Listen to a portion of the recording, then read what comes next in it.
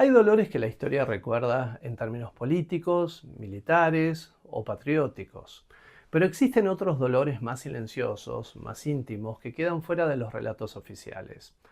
Dolores que no aparecen en los monumentos, pero tampoco aparecen en los discursos. Dolores que siguen viviendo dentro de una casa, de una fotografía, de una habitación que todavía espera. La película Matria trabaja justamente sobre ese territorio y se pregunta, ¿cómo se vive una ausencia que nunca termina de irse? ¿Qué pasa con las madres después de una guerra cuando las cámaras, los discursos y los homenajes se apagan? La directora Jimena Chávez construye un documental profundamente sensible sobre las madres de los soldados caídos en la Guerra de Malvinas. Mujeres de distintos lugares de la Argentina que no se conocen entre sí, pero que comparten una herida imposible de cerrar. Sus hijos fueron enviados a la guerra y nunca regresaron. Pero la película no busca volver a narrar el conflicto bélico, no se detiene en las estrategias militares ni en los grandes relatos históricos. Matria desplaza la guerra hacia el fuera de campo para concentrarse en otra cosa mucho más íntima y muchas veces menos escuchada. La experiencia de esas madres atravesadas por la ausencia. Cada una de las madres habita un pequeño refugio construido con recuerdos, con objetos, con silencios, rituales. Y desde esos espacios la película va reconstruyendo algo profundamente humano.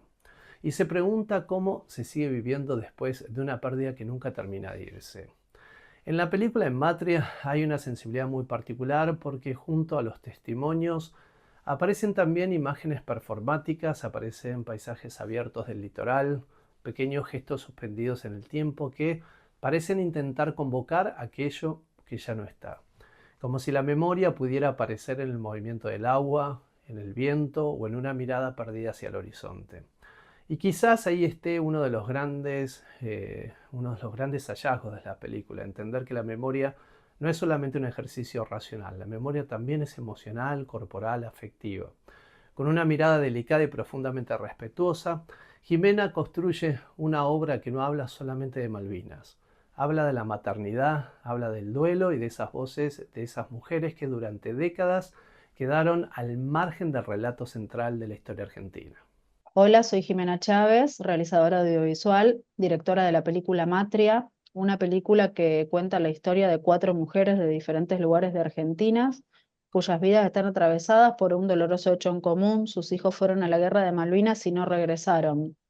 Ellas no se conocen entre sí, pero la película cuenta, hilvana y muestra sus historias en una intimidad muy cruda y en unos relatos que uno puede conocer tanto sus historias personales como un poco sobre el contexto social de la época en Argentina de aquellos años. Un poco Matria y el vínculo con la película nace por una historia familiar. El primo de mi papá, Juan Ramón Turano, combatió y murió en Malvinas.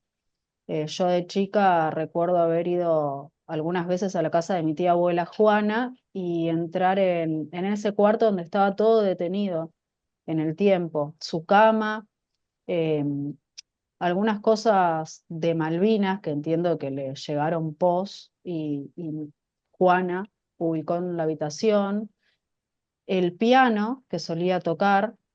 Recuerdo que yo lo tocaba e imaginaba, yo 8 años habré tenido. Creo que todo eso quedó en mi inconsciente real y de grande tuve la oportunidad de trabajar a la vigilia de los 35 años en Malvinas de Rosario y ahí conocí a los excombatientes y hice un pequeño documental de 20 minutos donde hablaba de las vidas de ellos, qué les pasaba antes, durante y después de la guerra.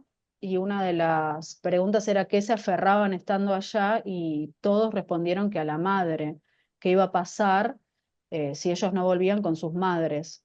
Y la verdad que ahí también empezó todo, Matria, empezó la búsqueda de como ciudadana realizadora de ver, a ver las madres de Malvinas, ¿a dónde están? ¿Quiénes son? Y no encontré nada realmente. Y ahí empezó la indagación, eh, empezaron empecé a hablar también con los excombatientes de la idea de hacer esto. Ellos me abrieron y me facilitaron números de familiares. Y ahí empezó la búsqueda de Matria, que comenzó en pandemia.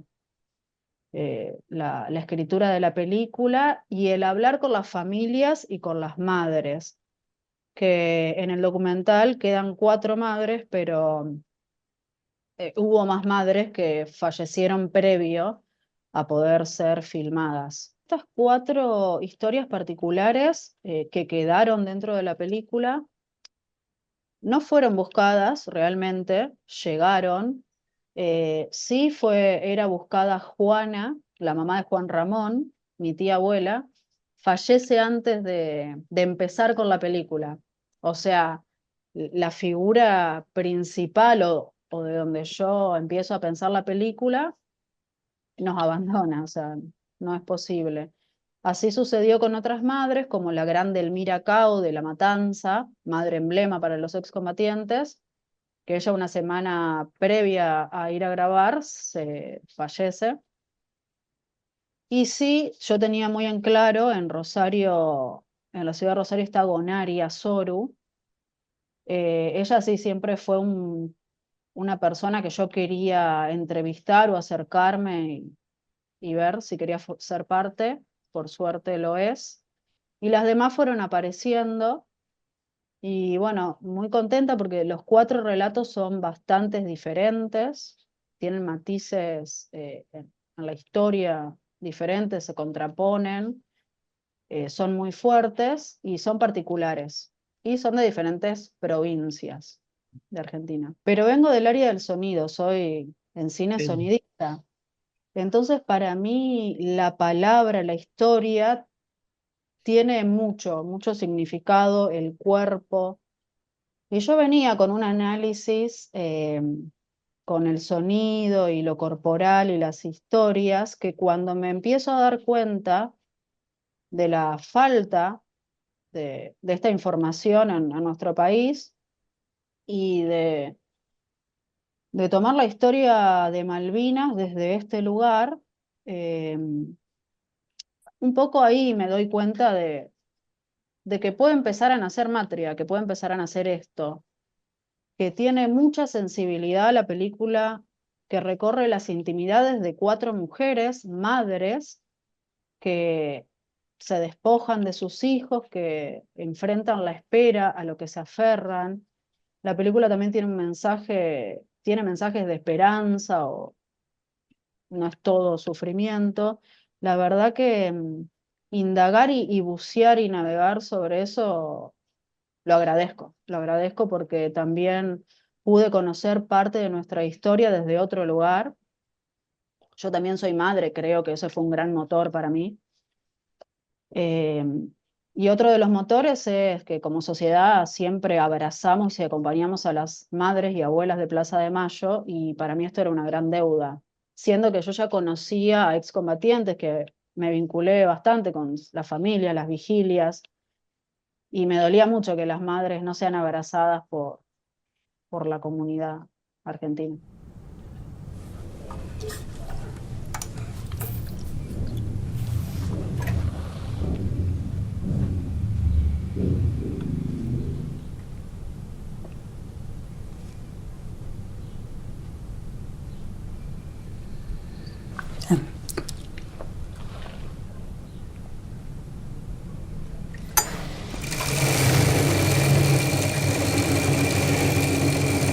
Donde yo vivía pasaba el arroyo Monje, que era un brazo del río Coronda que desembocaba en La Boca.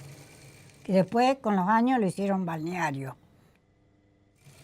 Y pasaba el arroyo cerca del campo que trabajaba mi papá. Hasta dónde va, no sé. Hasta dónde llega el arroyo ese, no sé. No, a mí bañarme en el río o bañarme hasta en las piletas de los clubes no me gusta. Cuando éramos socios de Central, al balneario para llevar a los chicos, pero estaba en la orilla nada más, yo no me metía al agua.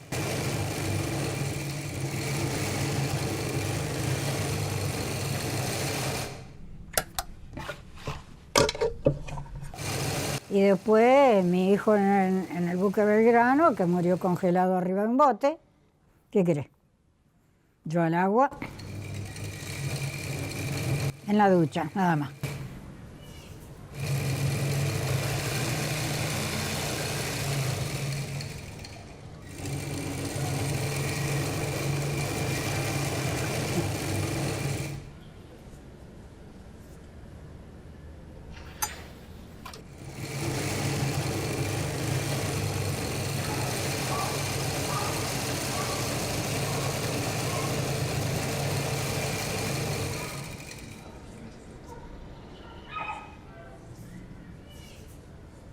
¿En qué me refugié? En eso que estaba cosiendo, en la máquina. Ese fue mi psicólogo, la máquina fue mi psicólogo.